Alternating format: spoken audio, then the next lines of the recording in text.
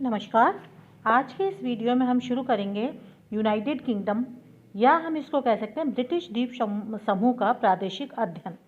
United kingdom या great Britain या हम इसको ब्रिटिश द्वीप समूह कह सकते हैं और सामान्य बोलचाल की भाषा में जैसे कि हम शुरू से बोलते आ रहे हैं इसे इंग्लैंड कहते हैं। एक दूसरे के सभी पर्यायवाची हैं। आप स्टूडेंट्स इसमें कंफ्यूज मत होइएगा कि यूनाइटेड किंगडम क्या है, ग्रेट ब्रिटेन क्या है, ब्रिटिश द्वीप समूह क्या अलग है, बल्कि ये सबके सब क्या है, एक ही चीज़ है जिसको हम साधारणतः इंग्लैंड भी कहते हैं। राजनीतिक रूप से इसे यूनाइटेड किंगडम या यूके के नाम से जाना जाता है तथा सभी जगह ग्रेट ब्रिटेन शब्द का प्रयोग अधिक किया जाता है। यूनाइटेड किंगडम के अंतर्गत इंग्लैंड, वेल्स, स्कॉटलैंड, उत्तरी आयरलैंड तथा इंग्लिश चैनल के द्वीप तथा हाइब्राइड द्वीप समूह आदि शामिल किए जाते हैं। इसी कारण ब्रिटिश द्वीप समूह के नाम से भी इसे जाना जाता है।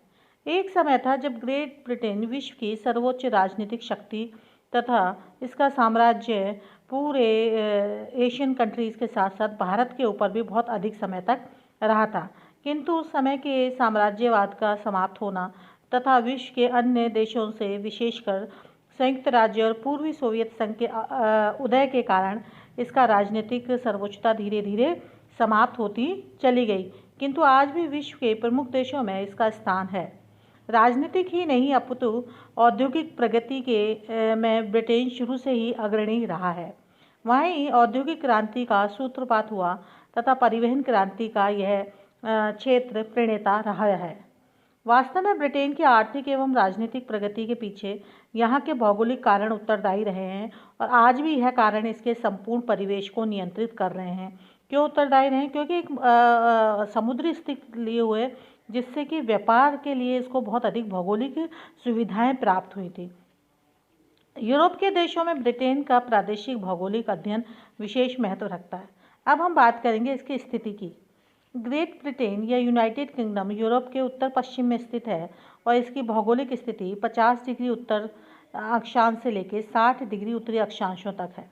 मात्र कितना है? 10 डिग्री अक्षांशों में फैला हुआ है, 50 नॉर्थ टू 60 नॉर्थ, तथा 8 डिग्री पश्चिमी देशांतर से 2 डिग्री पूर्वी देशांतर के मध्य में है। अर्थात यह उत्तर दक्षिण लगभग 1000 किलोमीटर तथा पूर्व पश्चिम करीबन ये 520 किलोमीटर क्षेत्र में फैला हुआ है। इसका कुल क्षेत्रफल 2,30,600 वर्ग किलोमीटर है, जो आप आश्चर्य करेंगे कि भारत के क्षेत्रफल से 20 गुना छोटा है। इस 20 गुना छोटे देश ने वर्षों तक भारत के ऊपर बहुत अधिक शासन किया था और भारत को एक गुलाम देश के रूप में विश्व के नक्शे पर छोड़ा था तथा आकार की दृष्टि से विश्व के देशों में यह 75वां स्थान है तथा विश्व के कुल धरातल का मात्र 0.18% भूभाग ही घेरे हुए है। इसके पूर्व में लंदन नगर के बीच से आपको बिल्कुल ये जीके का क्वेश्चन है, इस पर ध्यान दीजिएगा कि 0 डिग्री अक्षांश अर्थात 0 डिग्री देशांतर नॉट अक्षांश 0 डिग्री देशांतर अर्थात ग्रीनविच रेखा गुजरती है और यह ग्रेट ब्रिटेन यूरोप के देशों से अथवा यूरोपीय भूमि से इंग्लिश चैनल द्वारा अलग है। इंग्लिश चैनल इसको दूसरे देशों से अलग करते हैं, यूरोप से मुख्य भूमि से, और ग्रीनविच रेखा इसके बीचों बीच से गुजरती है। इसके बीचों बीच से नहीं, ग्रीनविच प्रयोगशाला से गुजरती है, जो कि विश्व को 2 बराबर के भागों में विभाजित करती है। ग्रेट ब्रिटेन की भौगोलिक स्थिति सर्वाधिक महत्वपूर्ण है।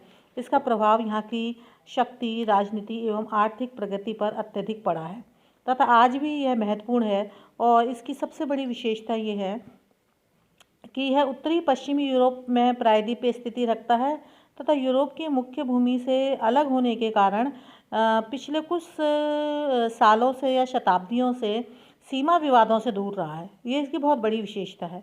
अनेक युद्धों में सक्रिय होते हुए भी इसके मुख्य स्थल पर युद्ध नहीं हुआ। दूसरों से इसने युद्ध जरूर करा, पर इसकी खुद की जो हार्ट ऑफ द सिटी है उसके ऊपर कभी भी इस तरीके की स्थितियाँ देखने को नहीं मिली। दूसरी, शीतोष्ण जलवायु के क्षेत्र में स्थित होने के कारण यहाँ की जलवायु मानव कार्य क्षमता के विकास में सहयोगी है। शीतोष्ण जलवायु आपको पता है कि काम करने में बहुत ज़्यादा फ़ायदेमंद रहती है, लोगों में बीमारियां कम होती हैं, साथ ही साथ इसमें काम करने की क्षमता भी हमारी बढ़ती है। तीसरी विशेषता ये है कि ब्रिटेन की सामुद्रिक स्थिति ने यहाँ की जलवायु को अतिशयता मतलब एक्सट्रीम से मुक्त रखा। ना बहुत तेज ठंड पड़ रही, ना बहुत तेज गर्मी पड़ रही, क्योंकि चारों तरफ सामुद्रिक प्रभाव है। समकारी प्रभाव की वजह से यहाँ की जलवायु शुरू से मानवानुकूल ही रही है। नेक्स्ट बात करेंगे हम, ब्रिटेन के निकट में गल्फ स्ट्रीम नामक गर्म जलधारा है और जिसमें यहाँ के बंदरगाह जमते नहीं हैं और वर्ष भर खुले रहते हैं। तो ये भी व्यापार की दृष्टि से एक महत्वपूर्ण लाभ यूरोप के यूनाइटेड किंगडम को मिला है। जलीय स्थिति का एक लाभ प्रचुर मात्रा में भोजन के लिए मछली उपलब्ध होना, जो इसकी खाद्य समस्या को भी सुलझाता है। वर्तमान के में ब्रिटेन अंध महासागर के प्रमुख सामुद्रिक मार्ग पर स्थित है। यह नहीं, अपितु वायु मार्गों के संदर्भ में भी इसकी स्थिति बहुत ही महत्वपूर्ण मानी जाती है। ब्रिटेन का तट अत्यधिक कटा फटा है, जिससे यहाँ पर अनेक प्राकृतिक बंदरगाहों का विकास हुआ है।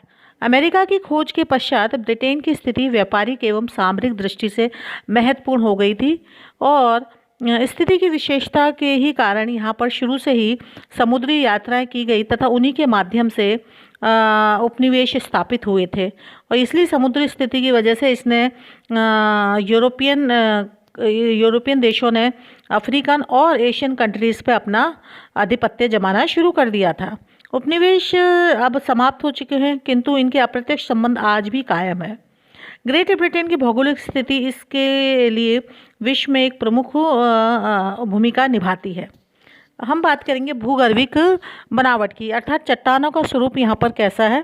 भूगर्भिक बनावट में प्री कैम्ब्रियन युग, प्राइमरी युग, सेकेंडरी युग, टर्शरी युग और क्वाटरनरी युग, इन सभी की विशेषता यहाँ पर देखने को मिलती है।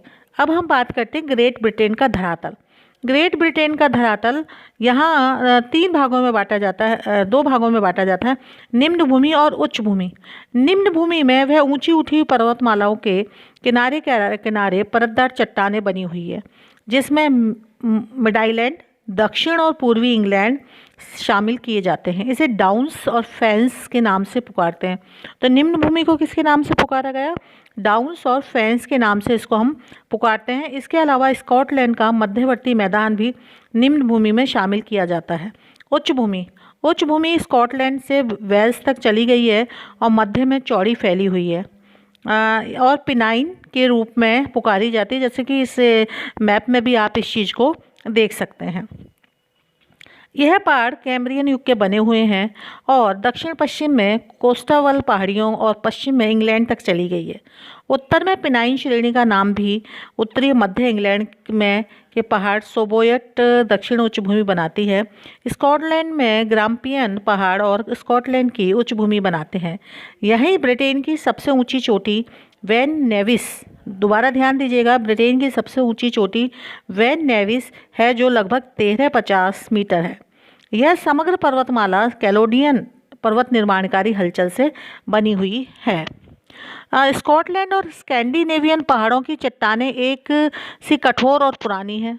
पूर्वी इंग्लैंड के मैदान नीदरलैंड और उत्तरी जर्मनी के यूरोप के बड़े मैदानों के ही अंश हैं। नेक्स्ट विशेषता, दक्षिण पूर्वी इंग्लैंड में खड़िया मिट्टी और चूने के पर्वत खंड एवं पचोटियाँ हैं, घाटियाँ भी हैं। उत्तरी फ्रांस में भी पाई जाती है ये घाटियाँ। चौथी विशेषता है, ब्रिटेन और फ्रांस कोर्नवाल के धरातल की बनावट एक जैसी ही हमें दिखती है। इंग्लैंड तथा आयरलैंड के जुड़े होने के क्या प्रमाण हैं? क्योंकि आयरलैंड आप देखिएगा थोड़ा सा दूर है। इनके क्या प्रमाण हमें मिलते हैं? सबसे बड़ा प्रमाण मिलता है कि इंग्लैंड का प्राकृतिक मानचित्र देखने पर हमें पता चलता है कि यदि एक रेखा दक्षिण पश्चिम में टीज नदी के मुहाने से उत्तर पूर्व में एम्स तक खींची जाए,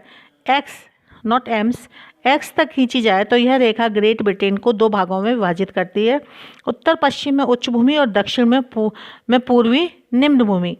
दोनों भागों की भूगर्भिक बनावट की तुलना करने पर पुराने पहाड़ी प्रदेश और पठार को अपरदन कारणीय शक्तियों के काट देने से अवशिष्ट बचे हुए हैं।